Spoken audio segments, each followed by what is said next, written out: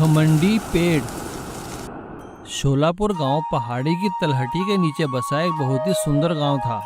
उस गांव के लोग काफी मेहनती थे और बड़ी मेहनत से अपने खेतों में काम किया करते थे। पहाड़ के ऊपर से देखने से लगता था कि मानो एक हरी सी चादर वहां पे बिछी हुई है, क्योंकि वहां के खेतों में हमेशा फसलें लहलहाया करती थीं। चारों ओर खुशियों का माहौल था, लेकिन एक पुराने बड़े बरगद के पेड़ के पास हमेशा सन्नाटा रहता था। वहाँ कोई नहीं जाया करता था।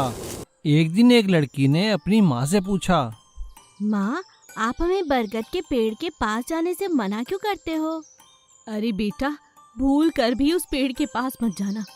सुना है वो बहुत ही घमंडी पेड़ है। उसके पास बुरी बुरी आत्माएं हैं। वो तुम्हें खा जाएगा। देखा नहीं दूर से कितनी लंबी लंबी जटाएं हैं उसकी, भयानक लगता है। इधर गांव वाले उस पेड़ से डरा करते थे और उधर उस पेड़ को लगता था कि वो बहुत ही शक्तिशाली और ताकतवर है, जिसके कारण उसके पास कोई गांव वाला नहीं आता। इस बात से उस पेड़ को बड़ा ही घमंड हो गया था। वो अपने घमंड के मारे अपने पास किसी पशु पक्षी को भी नहीं बैठने दिया करता था। जो भी उसके ऊपर बैठता उसे झटकाकर वो नीचे गिरा दिया करता था। इसीलिए वो बरगद का पेड़ आसपास घमंडी पेड़ के नाम में प्रसिद्ध था। श्यामलाल जी गांव के स्कूल में नए हेडमास्टर बन के आए थे। उन्हें भी गांव वालों और बच्चों से उस घमंडी पेड़ के बारे में पता चला, लेकिन श्यामलाल जी अंधविश्वास में विश्वास नहीं करते थे। उन्होंने गांव के मुखिया से कहा, मुखिया जी, ये सब बेबुनियाद बातें हैं। ऐसा कोई भूत प्रेत या शैतान नहीं होता। उस पेड़ से आवाज आने के पीछे भी कोई और कारण होगा।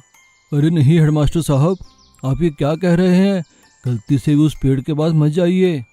ठीक है मुखिया जी, लेकिन मैं तो पेड़ के पास जाकर ही रहूंगा।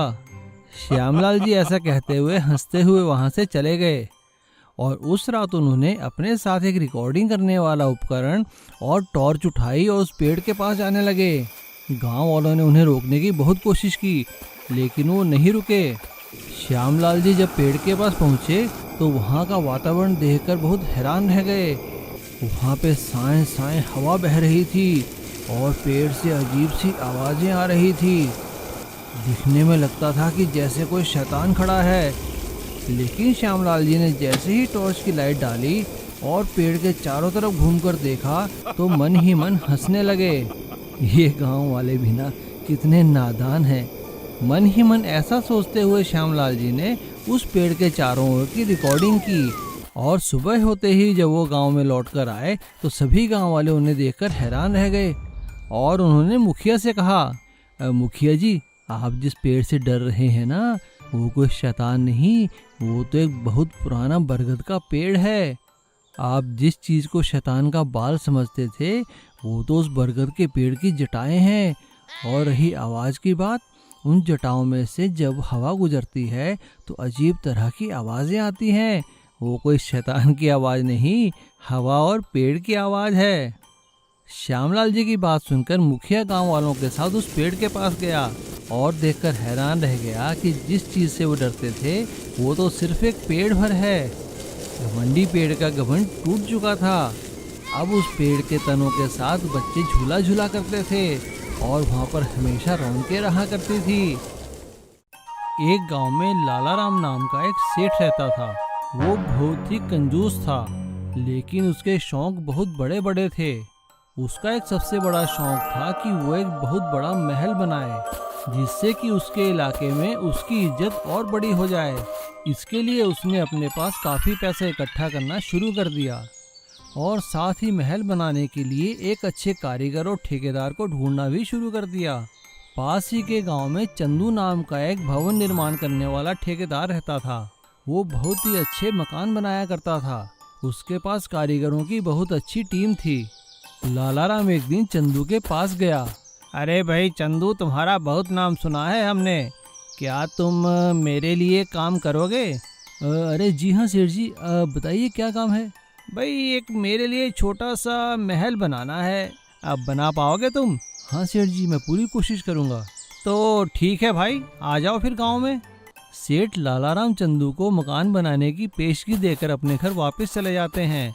2-3 दिन के बाद ही चंदू अपने कारीगरों को लेकर लालाराम के घर पहुंच जाता है और लाला राम उन्हें लेकर उस जगह जाते हैं जहाँ पे कि महल बनाना था। भवन निर्माण के लिए पूजा पाठ करने के बाद चंदू मकान बनाने का काम शुरू कर देता है। ढांचा खड़ा करने के बाद एक दिन वो सेठ के पास जाता है। अरे चंदू, आओ आओ, कैसे आना हुआ? सेठ जी, महल का ढांचा खड़ा हो गया है। आप कह रहे थे ना वो बेशकीमती पत्थर लगाने के लिए, तो वो पत्थर दे दीजिए ताकि मैं पत्थर लगाने का काम शुरू कर सकूं।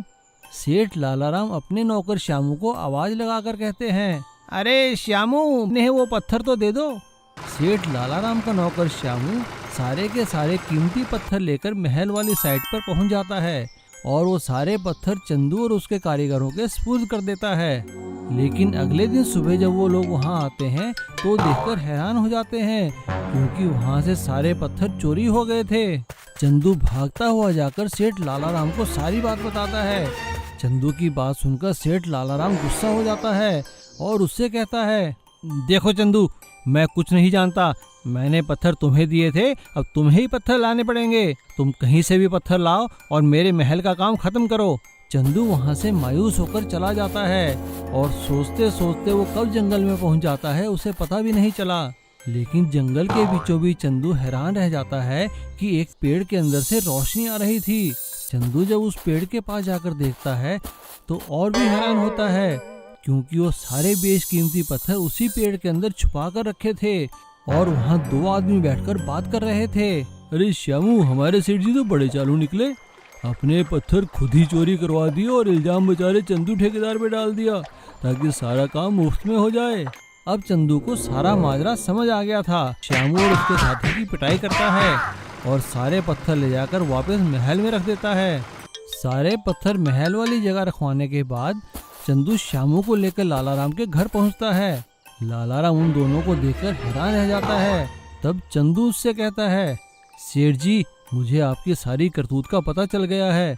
अब आपको मुझे डबल पैसे देने होंगे, वरना मैं आपकी सच्चाई सारे गांव वालों को बता दूंगा और आपकी बहुत बदनामी होगी। और इस तरह सेठ लाला राम की चालाकी उन पे ही भारी पड़ जाती है और वो चंदू को डबल पैसे देते हैं। लेकिन चंदू उनका महल बहुत अच्छे से बनाता है और साथ ही सेठ लाला राम को भी एक सबक मिल जाता है कि कभी किसी के साथ बेईमानी नहीं करनी चाहिए। एक गांव में कल्लू नाम का एक आदमी अपनी बीवी और बच्चे के साथ रहता था। वो बहुत ही गरीब था। वो गांव के कोने में एक छोटी सी झोपड़ी बनाकर रहता था और गांव में मेहनत मजदूरी करके अपने घर का पालन पोषण करता था।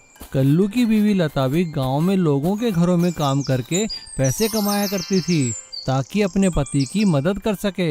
इस तरह कल्लू का परिवार गरीबी में भी जितना हो सके अच्छे से जीवन जी रहा था। कल्लू दिल का बहुत ही अच्छा था। वो पेड़ पौधों और पर्यावरण से बहुत प्यार करता था। उसको जगह जगह प्लास्टिक की चीजें देखकर बहुत गुस्सा आता था और आते जाते हुए उसको जो भी प्लास्टिक की चीज मिलती वो उसे उठाकर अपने घर के पास इकट्ठा किया करता था ताकि प्लास्टिक यहाँ वहाँ ना फैले। एक दिन गांव में बहुत तेज तूफान आया और उस तूफान में कल्लू की झोपड़ी उड़ गई। तूफान खत्म होने के बाद कल्लू की बीवी ने कल्लू से कहा, अजी हम कहाँ जाएंगे, क्या करेंगे? हमारे पास तो झोपड़ी बनाने के पैसे तक नहीं है।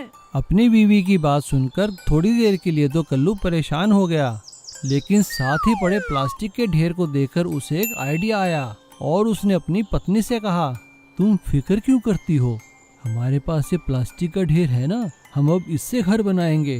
कल्लू की बीवी ने हैरान होकर कल्लू से कहा, अजी आप क्या कह रहे हो, प्लास्टिक का भी कोई घर बनता है क्या? हाँ हाँ, तुम देखना, मैं एक प्लास्टिक का घर बनाऊंगा, ऐसा घर जो कि किसी के पास भी नहीं होगा और वो मजबूत और टिकाऊ भी होगा। अब कल्लू प्लास्टिक की चीजों से घर बनाने का काम शुरू कर देता है। वो प्लास्टिक की बोतलों में मिट्टी भरता है और प्लास्टिक के खाली डिब्बों में भी मिट्टी भरता है, जिनसे वो ईंट की तरह घर की चुनाई करने लगता है। देखते ही देखते पास पड़ा प्लास्टिक का ढेर कम होता जाता है और कल्लू का मकान बनता जाता है। अब प्लास्टिक की मदद से कल्लू एक बहुत ही बड़ा मकान बना लेता है। जब इस बात की खबर गांव के सरपंच और बाकी लोगों को लगती है तो सभी लोग कल्लू का प्लास्टिक का घर देखने आने लगते हैं। गांव का सरपंच कल्लू से कहता है, भाई वाह कल्लू, दिमाग और सूझबूझ हो तो तुम्हारी तरह, तुमने तो भाई डबल काम कर दिया। एक तो प्लास्टिक के कचरे को इकट्ठा किया और उसका इस्तेमाल करके इतना अच्छा घर बनाया। मैं तुम्हारे लिए सरकार से इनाम की घोषणा करवाऊंगा।